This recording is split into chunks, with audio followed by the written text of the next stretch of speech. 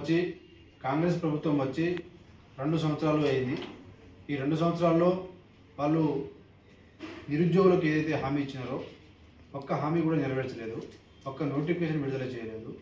30,000 ఒకసారి అంటారు, 60,000 ఒకసారి అంటారు, 70,000 ఒకసారి అంటారు.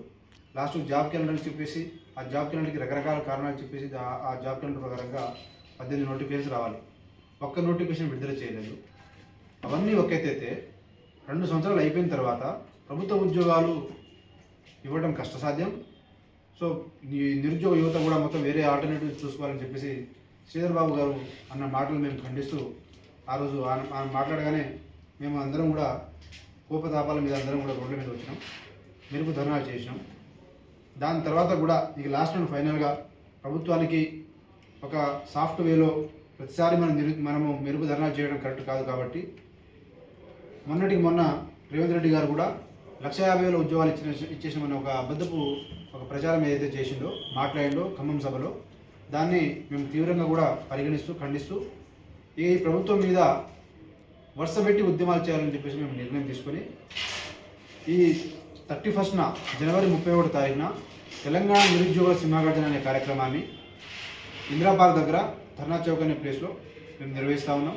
దీనికి ఇప్పటికే మేము ఆర్ కృష్ణ గారిని మిగతా బీజేపీ పార్టీ నాయకులను కానీ రాష్ట్రంలో ఉన్నటువంటి ఆ రోజు మేము ఆమర నిరాదీక్ష చేసినప్పుడు ఎన్ని వర్గాలైతే మాకు సపోర్ట్ చేసినారో అందరినీ కూడా కలుస్తూ మద్దతు కూడగడుతూ ఆ యొక్క కార్యక్రమానికి అందరూ కూడా ముఖ్య అతిథులుగా రావాలని చెప్పేసి దీన్ని ఈ తెలంగాణ సమాజం మొత్తం ఉద్యమ నేపథ్యం ఉన్న వాళ్ళందరూ కూడా ఈ యొక్క నిరుద్యోగ సమస్యని చేతిలో పెట్టుకొని ఈ యొక్క ఉద్యమాన్ని ముందుండి నడిపించాలని చెప్పేసి మేము అందరినీ కోరుతూ ఆ రోజు మేము సెక్రటరీ ముట్టేటప్పుడు కూడా ముందుండి ప్రధాన పాత్ర నిజంగా చెప్పాలంటే ఆ రోజు కేవలం సిపిఎం పార్టీ మాత్రమే ముందు వచ్చి రోడ్ల మీద వచ్చి ఆ నిరుద్యోగ సమస్యని ప్రభుత్వ దృష్టికి తీసుకుపోయే వరకు ఆ రోజు ఆ యొక్క కార్యక్రమంలో కృషి చేసిందని చెప్పేసి కృషి చేసింది. ఆ విషయం అందరికీ కూడా యావత్ తెలంగాణ సమాజం మొత్తం కూడా తెలుసు.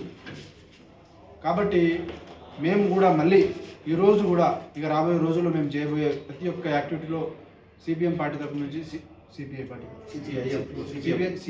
సిపిఎం పార్టీ తరఫు నుంచి సంపూర్ణమైనటువంటి మద్దతు సహకారం ఉండాలని చెప్పేసి కోరుతూ ఈరోజు ఈ యొక్క తెలంగాణ నిరుద్యోగ సింహగర్జన జనవరి 31వ తారీఖున నిర్వహించే యొక్క కార్యక్రమానికి సిపిఎం పార్టీ సెక్రటరీ అయినటువంటి జాన్ వెస్లీ అన్న గారిని మనస్ఫూర్తిగా మేము ఆహ్వానిస్తూ అక్కడ ముఖ్య అతిథిగా రావచ్చి దీని యొక్క సబ్జెక్టివ్గా జనాల్లో తీసుకుపోయి ఈ నిరుద్యోగ యువత కూడా మేము అండగా ఉంటున్నాం అని ఒక మెసేజ్ అనేది ఇస్తూ రాబోయే రోజుల్లో మేము చేసే ఉద్యమానికి మద్దతు తెలపాలని చెప్పేసి మేము కోరడానికి ఇక్కడ వచ్చినాం. ఈ ఉద్యమానికి సంబంధించింది పోస్టర్ ఆవిష్కరణ అన్నగారి చేతుల మీద నుంచి చేయాలని చెప్పేసి మేము ఇక్కడ రావడం జరిగింది. అన్నగారిని కూడా 4 మాటలు మా గురించి మద్దతుతో మాట్లాడాలని చెప్పేసి కోరుతున్నాం.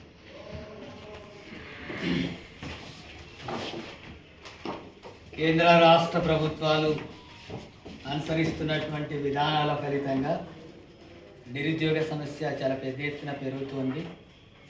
ముఖ్యంగా పేద వర్గాలు, అణగారినటువంటి తరగతుల నుంచి వచ్చినటువంటి నిరుద్యోగులు ఉద్యోగం వస్తే, ఉపాధి అవకాశాలు పెరిగితే వాళ్ళు కష్టపడి చదివినటువంటి చదువు వల్ల వాళ్ళ కుటుంబాలను పోషించడానికి అవకాశం ఉంటుందని చెప్పి ఆశించి ఉద్యోగాల కోసం ఖర్చు పెట్టి అప్పులు చేసి తల్లిదండ్రులు కూడా ఇబ్బందులు పడి వాళ్ళనంతా కూడా చదివించి కోచింగ్లు ఇప్పిస్తుంటే రాష్ట్ర ప్రభుత్వం మేము అధికారంలో వచ్చిన సంవత్సరంలోనే 2 లక్షల ఉద్యోగాలు భర్తీ చేస్తామని చెప్పి హామీ ఇచ్చి అమలు చేయడం లేదు.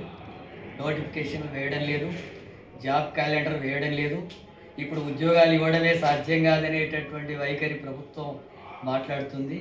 ఈ రకమైనటువంటి వైఖరి తీసుకుంటే రాష్ట్ర ప్రభుత్వం పట్ల ప్రజల్లో అట్లాగే నిరుద్యోగుల్లో తీవ్రమైనటువంటి వ్యతిరేకత పెరుగుతుంది. ఇప్పటికైనా సరే రాష్ట్ర ప్రభుత్వం వెంటనే స్పందించి చర్చించి నిరుద్యోగ సమస్య పరిష్కరించడానికి ఇచ్చిన హామీ మేరకు రాష్ట్రంలో ఖాళీగా ఉన్న ఉద్యోగాలన్నీ భర్తీ చేయాలని చెప్పి డిమాండ్ చేస్తున్నాం. అలాగే తెలంగాణ నిరుద్యోగుల సింహగర్జన జనవరి 31న జరిగేటటువంటి కార్యక్రమానికి సిపిఎం పార్టీ సంపూర్ణంగా మద్దతిస్తూ పాల్గొంటాం. ఆ తర్వాత ఈ సమస్య పరిష్కారం కోసం నిరుద్యోగులు చేసేటటువంటి ఎలాంటి ఆందోళన పోరాటాలకైనా సిపిఎం పార్టీ ఉంటుంది. అట్లాగే సిపిఎం పార్టీ స్వతంత్రంగా కూడా వీటి మీద కార్యక్రమాలకు పూనుకుంటుందని చెప్పి హెచ్చరిస్తున్నాం. ముఖ్యమంత్రి రేవంత్ రెడ్డి నిరుద్యోగ సమస్య పరిష్కారం కోసం గ్లోబల్ సమ్మిట్ అంటున్నాడు, మిగతాయి మాట్లాడుతున్నాడు, కానీ రాష్ట్రంలో ఖాళీగా ఉన్న ఉద్యోగాలు మాత్రం భర్తీ చేయడం లేదు. ఇప్పటికైనా వెంటనే భర్తీ చేయాలని చెప్పి డిమాండ్ చేస్తాం.